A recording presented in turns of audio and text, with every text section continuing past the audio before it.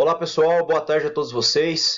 Vamos dar início aí à nossa quinta semana e daí nós vamos abordar a nossa quinta unidade, que vai se chamar aí levantamento topográfico planimétrico, ok? Então essa unidade ela é de extrema importância, então nós vamos abordar aí bastante conhecimento que envolva todas essas partes de medições, assim como processamento de dados, ou seja, toda a nossa disciplina relacionada à planimetria. Tudo bem? Então, vamos ajustar a nossa tela. Então nós abordaremos aí o levantamento topográfico planimétrico, posteriormente os métodos de levantamento planimétrico e daí as referências de aula. Então ressalto também que essa unidade é de extrema importância. Por quê? Porque é um apanhado geral de toda a nossa disciplina que envolve a planimetria. Então agora nós iremos comentar sobre as aplicações, sobre os métodos que nós utilizamos e assim mais em diante eu venho aí com aulas complementares de forma que nós possamos também dar continuidade e assim englobar todo o nosso conteúdo. Ressalto também que ao vocês avaliarem o sistema, eu deixo diversos arquivos, então são arquivos aí que eu utilizo no dia a dia para trabalhar, então diversos modelos, cadernetas, aplicações, então também tem exercícios resolvidos e também planilhas para que vocês possam treinar o preenchimento, tudo bem? Então de forma mesmo que eu possa mostrar tudo aquilo que nós realizamos no dia a dia. O tempo ele não é tão grande aqui na plataforma, ele é pequeno para colocar em prática tudo que nós realizamos, mas a ideia mesmo é deixar um bom material de qualidade e tudo aquilo que eu abordo no dia a dia. Então peço aí que vocês leiam todos esses materiais com cautela, deem uma olhada, uma analisada, para vocês perceberem aí o quanto é preciosa a informação que nós trabalhamos e assim também o que nós realizamos no dia a dia. Qualquer dúvida relacionada a qualquer material, eu me coloco à disposição de vocês no sistema para poder sanar qualquer eventual aí detalhe, qualquer eventual problema ou dúvida que possa acontecer. Tudo bem? Então vamos lá. Então vamos ajustar a nossa tela aqui embaixo. Pessoal, então nós começamos aí com o levantamento topográfico planimétrico. Tudo bem? Então nós realizamos aí a determinação de pontos de apoio e a partir desses pontos de apoio, por exemplo, nós partimos aí para o levantamento de demais pontos de forma que nós possamos representar uma área que nós queremos aí demarcar, medir, tudo bem? Então vamos lá, o que são esses pontos de apoio? Esses pontos de apoio eles são pontos convenientemente distribuídos e que vão amarrar o terreno ao levantamento topográfico. Por exemplo, nós materializamos esses pontos por estacas, piquetes, marcos de concreto. Então eu já mostrei para vocês anteriormente o que são estacas, o que são piquetes, o que são marcos de concreto. Então olha ele aqui, por exemplo, tudo bem? E daí nós partimos para o levantamento de detalhes. O que são detalhes? São feições. Então são conjuntos de operações topográficas que envolvem aí, por exemplo, poligonais, irradiações, interseções e que assim vai permitir a representação do terreno. Então, a partir de polígonos, de pontos irradiados, de interseções, isso vai me permitir com que eu consiga representar os pontos que materializam aí as extremidades do terreno, os detalhes do terreno, que são as feições, de forma que eu consigo detalhar muito bem aqueles pontos que estão representados na minha porção da superfície terrestre. Ok? Nós temos as fases, então nós dividimos esses procedimentos em fases. Inicialmente, o primeiro ponto é o reconhecimento do terreno. Então, nós reconhecemos o terreno que nós vamos realizar a medição, que nós vamos levantar informações daquela porção, com o objetivo de representar o mais próximo do real. Nós não conseguimos representar com 100% de confiabilidade, mas quanto melhor for o método, quanto melhor for o trabalho, quanto melhor for o aproveitamento ou ajuste, melhor vai ser a representação daquela porção da superfície terrestre.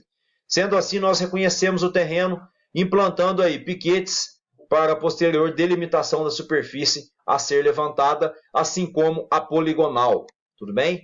Então, como é o levantamento da poligonal? Nós percorremos aí as estações da poligonal, uma a uma, medindo-se aí ângulos e distâncias. Vocês irão perceber mais em diante no memorial descritivo que nós descrevemos uma área basicamente por meio de distância horizontal e ângulo, ok?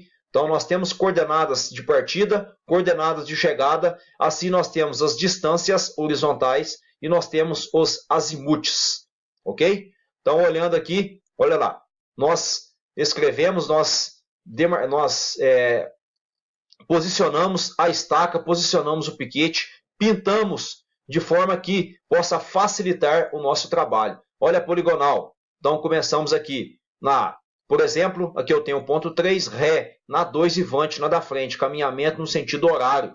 Estação 1, por exemplo, ré na estaca anterior e vante na estaca da frente. Então, estou caminhando no sentido horário. Então, eu vou formando uma poligonal.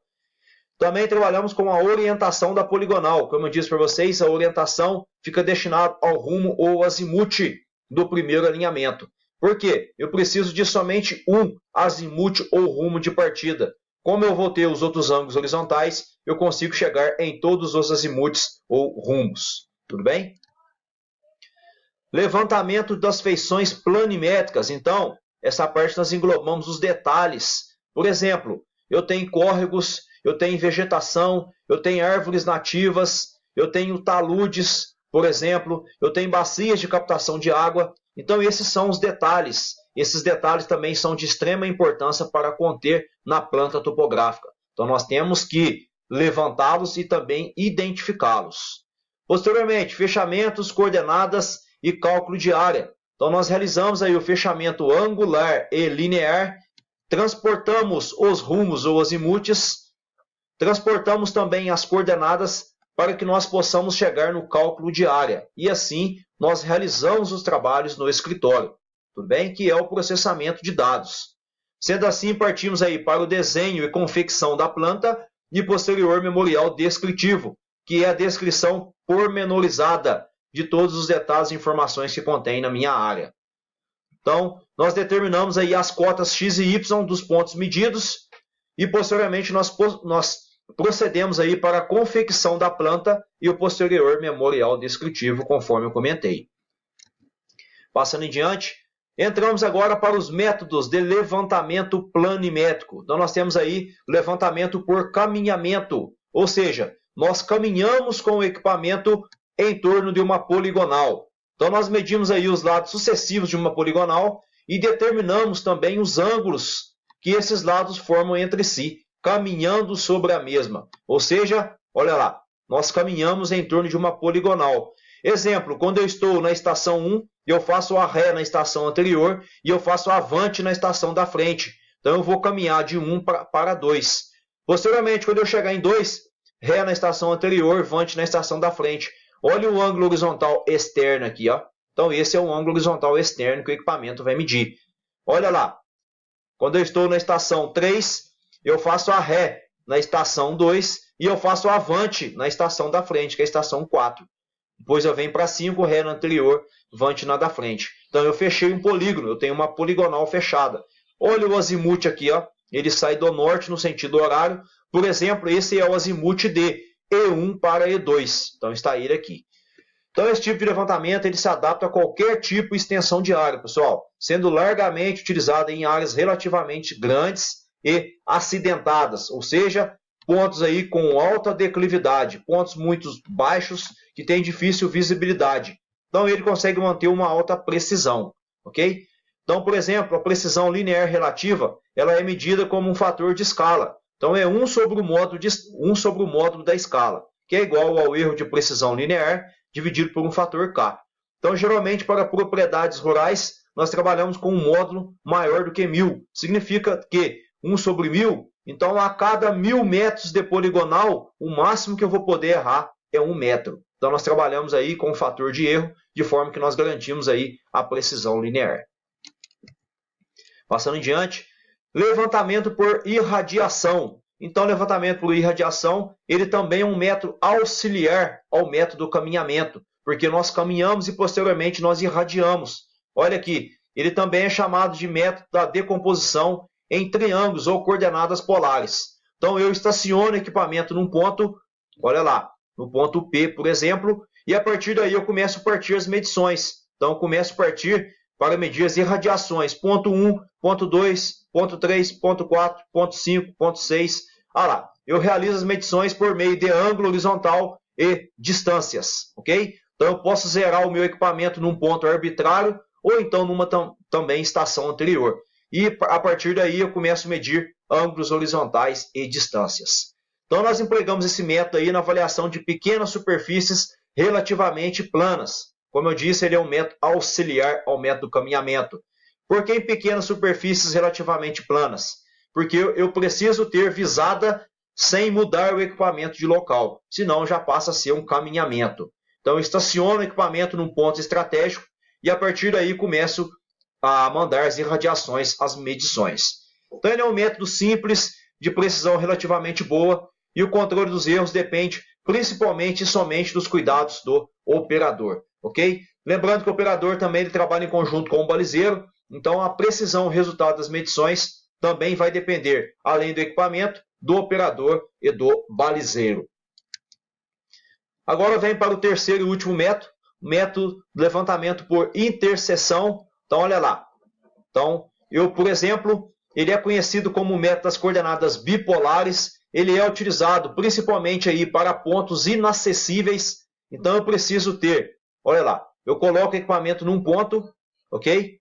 Coloco o equipamento no outro ponto, e daí eu não preciso vir aqui para avistar esse ponto. Por quê? Através de ângulos e de distâncias, eu consigo prolongar esse meu alinhamento, e esses pontos vão se cruzar em algum local. Então, esses pontos vão se interceder.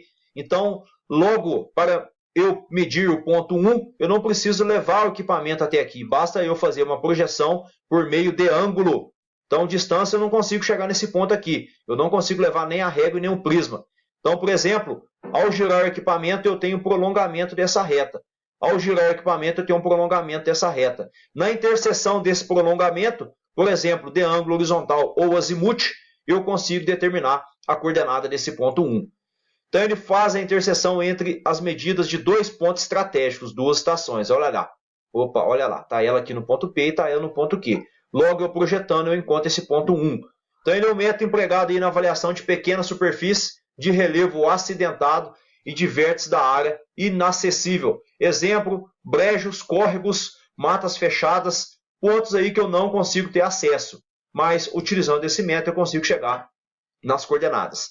Exige aí que o polígono seja livre de obstáculos, ou seja, esse ponto eu tenho que avistar esse ponto, e desse ponto eu também tenho que avistar esse ponto, para que eu possa chegar aí nas coordenadas do ponto 1.